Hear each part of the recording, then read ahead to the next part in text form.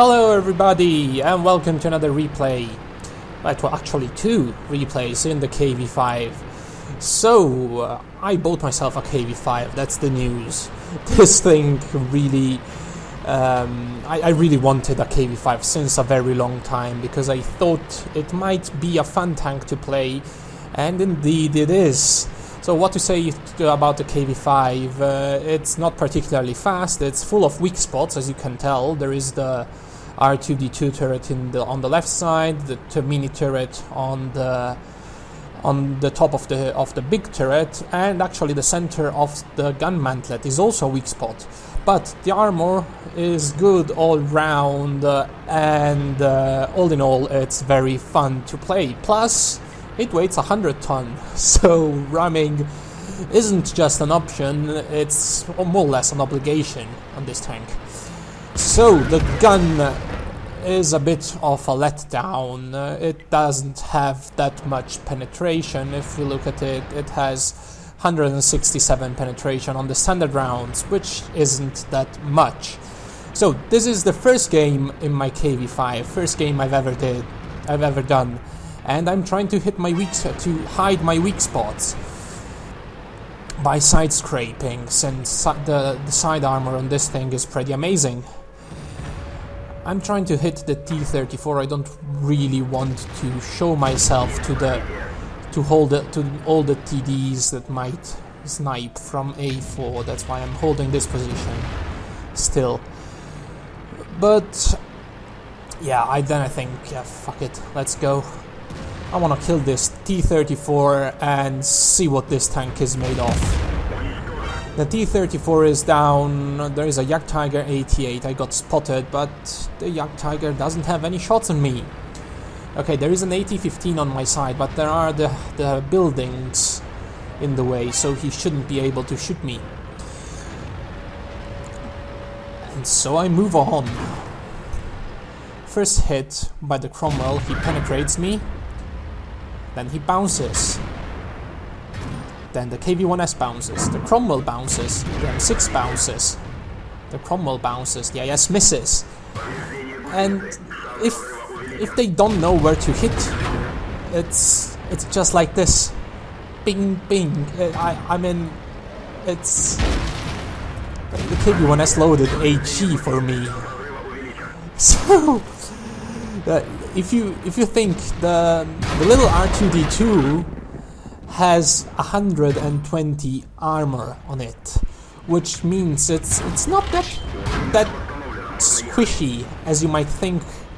It's actually pretty well armored. It's not the 180, I think it's 180 the KV-5 gets in the front, but it's still 120, which means tier 6s are not going to penetrate it. Standard tier 6s, not the KV-1S. Meanwhile, I killed the M6 as well, and I had the side off a T-34. So the Cromwell is spotted. I might as well go forward, because I bounced all these shots, I can bounce more. T-34 hits my side, doesn't penetrate, and I don't penetrate him. That's the problem of this tank. The gun is really unreliable. And you can live with the weak spots, but sometimes the gun with standard rounds could be a problem. But you do so much credit with this tank that shooting a bit of premium rounds, it's not a problem. And look at this. Wow. Lower plate of a Jagdtiger bounced. Okay, I'll go for the machine gun port. No problem at all. I could have rammed him, to be fair, but... you know, it was the first game in the KV-5, I wasn't used to it that much. So, Hellcat and Cromwell to kill over here. Don't manage to kill the Cromwell. I'm on 5 kills, I really want my Top Gun. Top Gun on the first game with the tank would be very, very nice. The Hellcat, let's see what he does. I'm spotted, he knows I'm here, and he jumps. I think I hit the truck on the Hellcat while he was flying. But yeah, 3 tanks remaining on the enemy team. They're trying to cap That's the AMX 1375. And from this point on, the lack of speed on the KV-5 will prevent me to do anything useful. So this was the first replay. It was quite quick. I'll leave you with the post-game stats and then with the next game.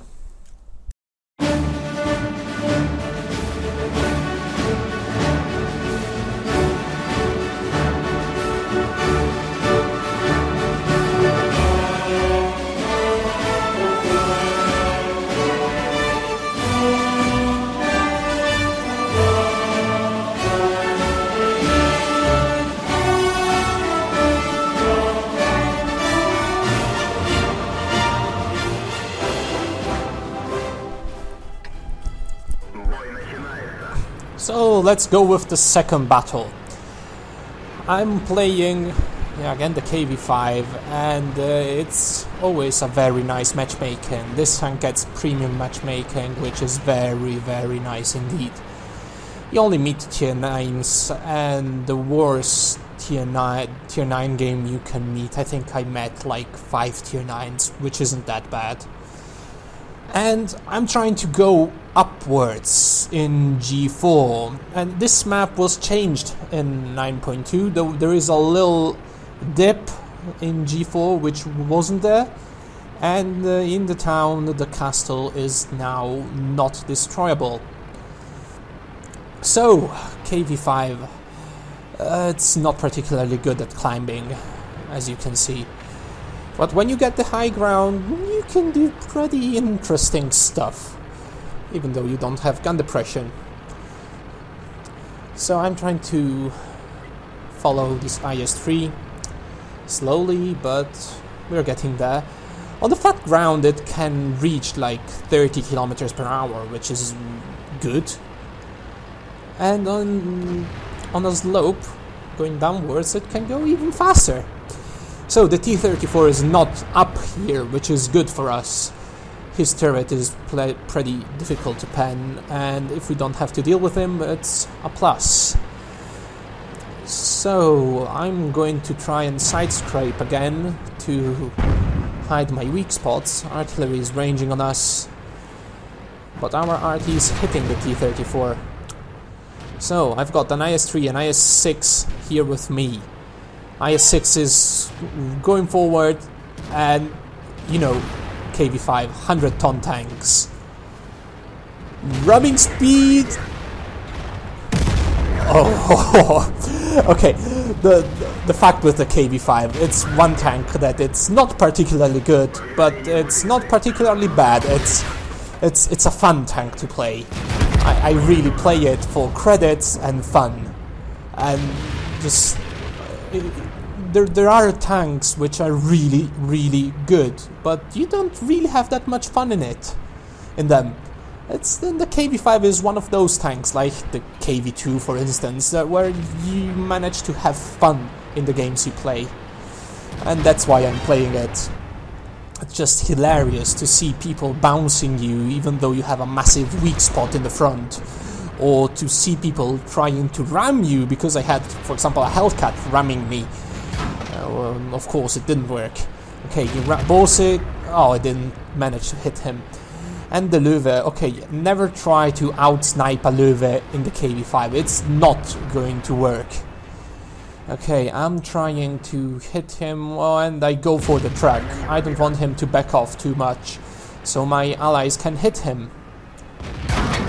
He manages to pen my gunner. I think he penned in the front of my tank.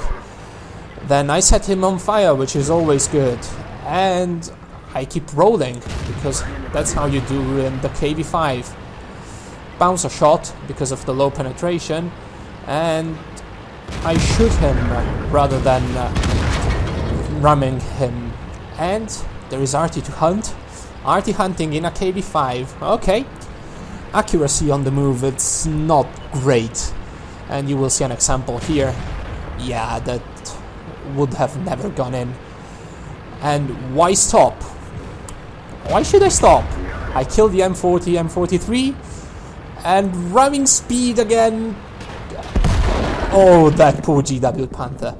I fitted this one with a super heavy spool liner as well, because it's a bit of an arty magnet. It's so slow, it's so big, it's a bit of an arty magnet. And for ramming, it actually helps a lot. So, another ram kill for the KV-5. And I'm going to start the cap now. I'm too slow to go chase a FV304 or a 1375 or a Type 59. It's better if they come to me, if they want to win. Okay, Type 59 shooting premium at me.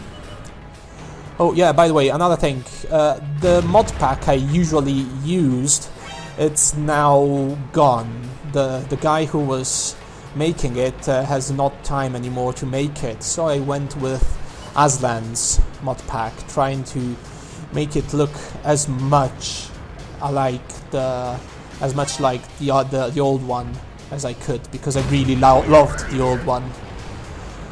So hopefully it's going to be good for you as well.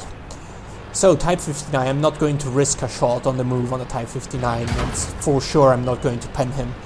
The health pool on the KV-5 allows me to do these moves. I bounced the Type 59, what a surprise. But I might as well kill this little scout to get my 6th kill. Okay, I could have gone up this hill and then rammed the Type 59, but I didn't have much support and I didn't want to give him a kill on me, because he then could have hit my lower plate, my R2D2. So I go sideways and he shoots my turret without penetrating with his premium round. I was trying to go for his lower plate, but I bounce on his upper plate. So can I get this kill? Yes. Last kill, KV-5. So, what to say about the KV-5? This thing is not a particularly good tank, but it's fun to play. It gets premium matchmaking, it makes shitloads of credits, and it's just fun. I mean, World of Tanks is a game, we play it to have fun, and in this tank I'm having fun. And that's very important to me. It's not always grinding, clown wars and more serious stuff. If I go in the KV-5, I just giggle the whole game. So I hope you enjoyed these 2 replays, and I'll see you next time. Feel free to subscribe, like and comment. Ciao!